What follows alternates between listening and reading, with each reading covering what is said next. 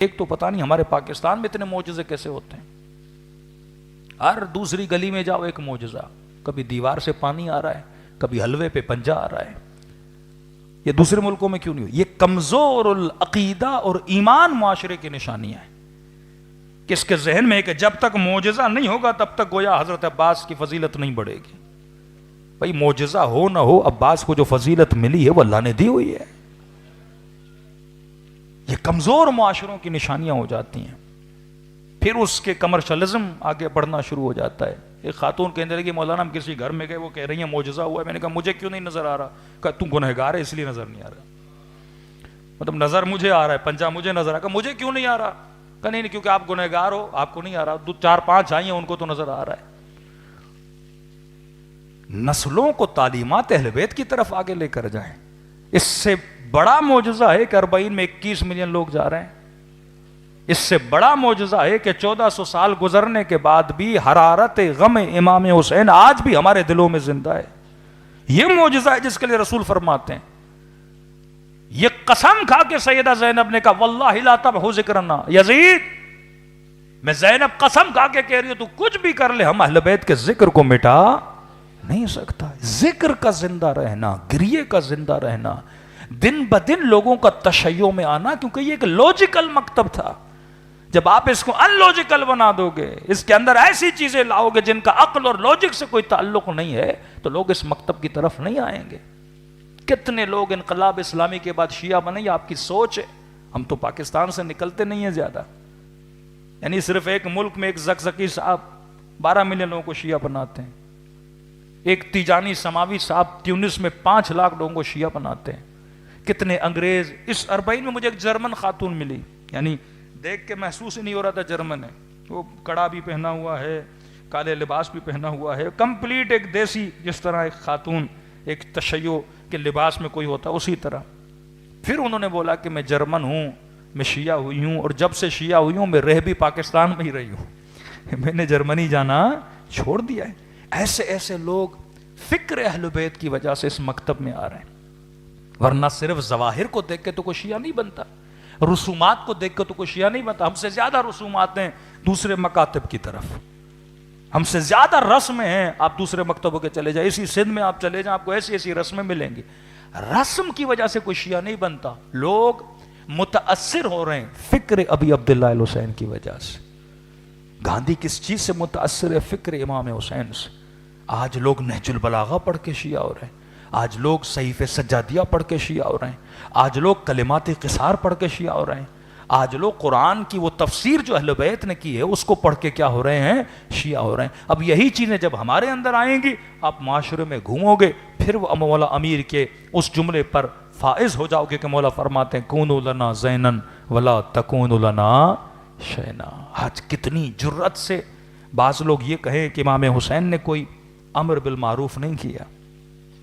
مجھے نہیں پتا یہ پھر کس منہ سے امام حسین کی قبر کے سامنے کھڑے ہو کے معصوم کی تعلیم یافتہ زیارت کو پڑھتے ہیں کہ اشہد انک قد اقمت الصلاۃ وآتیت الزکاۃ وامرت بالمعروف ونہیت عن المنکر. پھر یہ زیارت عاشورہ کو جھٹلاؤ، یا زیارت وارثہ کو جھٹلاؤ، یا زیارت ناہیہ کو جھٹلاؤ، یا زیارت امین اللہ کو جھٹلاؤ، یا زیارت جامع کبیرہ کو جھٹلاؤ. ایک زیارت بتائیے جس میں آپ یہ گواہی نہ دیں کہ مولا میں گواہی دیتا ہوں. یہ معصوم انہی دنوں کو دیکھ کے ہر مومن سے گواہی دلا رہے تھے کہ کل کو یہ نہ کہے کہ ہمارے بابا کا مقصد کوئی اور تھا. مقصد یہ تھا خرجت لاصلاح امت جدی، میں نکلا کس کی اصلاح کے لیے؟ اپنی امت کی اصلاح کے لیے. مومن مجلس میں آئے لیکن شبیہ کردار حسین نہ بنے، فائدہ نہیں. خاتون جناب سیدہ زینب کی چادر پہ روئے پر اپنے سر پہ چادر نہ ہو، اس کا کوئی فائدہ نہیں ہے. اسی 40 میں کہہ رہا ہوں بعض لوگ مصائب سن کے تربیت پاتے ہیں. میں نے دیکھنا ہے آج کا جوان دیکھے میں کہاں کھڑا ہوں. بھائی کس کے میدان میں کھڑے ہو؟ امام حسین کی طرف ہو، یزید کی طرف ہو؟ رو رہا تھا مولانا مصائب کے آپ نے جملے پڑھے کہ ابن زیاد کے سامنے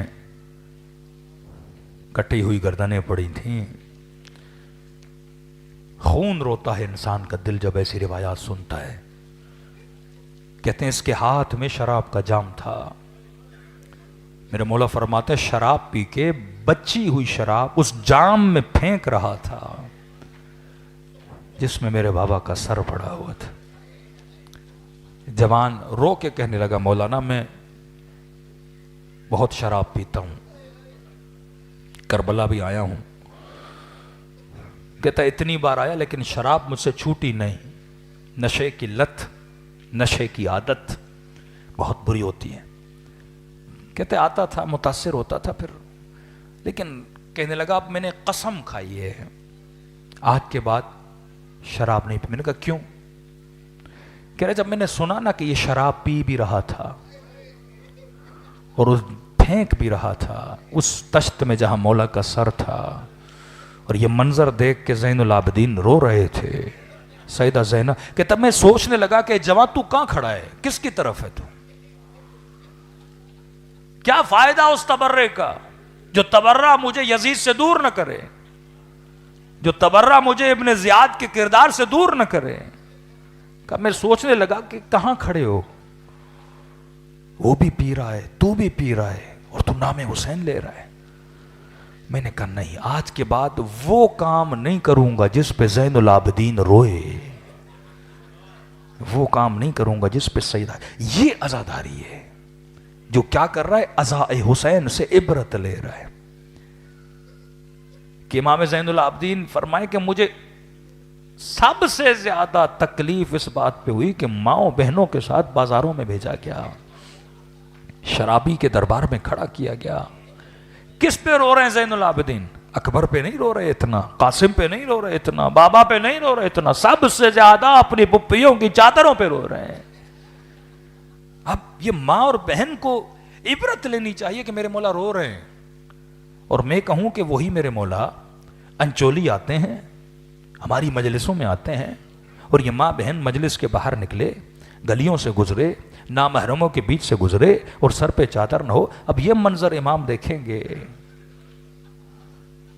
عزیز یہ دین عبرت کا دین ہے, یہ دین رسم کا نام نہیں ہے, یہ مکتب انسانی فکر کو صراط مستقیم پہ لانے کا مکتب ہے. تبھی خدا کہہ رہا ہے دعا کر, دعا کر, ہر نماز میں دعا کر, اہدنا الصراط المستقیم, ان کا راستہ جن پہ تو غضبناک نہیں. کس پہ خدا غضبناک ہوتا ہے؟ جو گناہ کرے.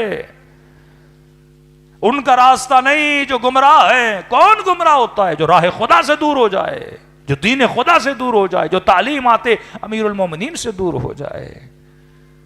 اب فرمایا ایسی آنکھوں سے اگر آنسوں بہے, جو معرفت والی آنکھیں, فرمایا جس طرح پانی آگ کو بجھاتا ہے اسی طرح غم حسین کا آنسو جہنم کی آگ کو بجھاتا ہے. ہاں اگر حر کا آنسو بنے تو فرمایا کتنی بھی بڑی جہنم ہو, اگر مچھر کے پر کے برابر تمہاری پلکیں گیلی ہو جاتی ہیں. یہ واقعہ لمبا ہے امام زمانہ کا بھی, طاقت ہے اس آنسو میں. پوری زندگی گناہ کیوں, لیکن ایک بار توبۃ النصوب کرے, فرمایا وہ ساری آگ بجھ جاتی ہے, شفاعت اہل بیت نصیب ہوتی ہے, پھر یہ جنت کی طرف روانہ ہوتا ہے. خدا آپ سب کو ذریعہ حسین دکھائے اور ایک قدم معرفت کا آگے بڑھیں, اور ہم سب کو چہرے مبارک امام حسین کی زیارت کرائے, ان آنکھوں کو فرزند زہرا کی زیارت کرائے. فرمایا وجود شیعہ نعمت, وجود شیعہ اتمام حجت ہے تمام مسلمانوں کے لیے.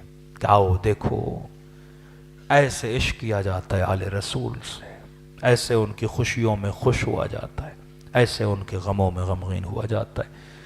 میرے چوتھے امام فرماتے ہیں کثرت سے میرے بابا حسین کو سلام کیا کرو. کسی نے پوچھ لیا کہ مولا اتنی تاکید کیوں ہے آپ کے بابا کو سلام کرنے کی؟ رو کر عرض کی, فرمایا کیونکہ عاشورہ کے دن میرا بابا ترس گیا تھا,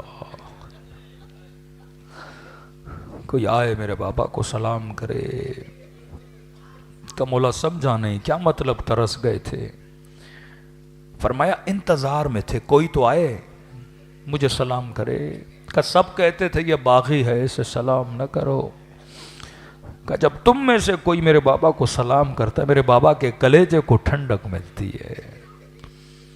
ایسے سلام کیا کرو جیسے ہماری پھپھی زینب نے سلام کیا. ایسے سلام کرو جیسے سکینہ نے سلام کیا.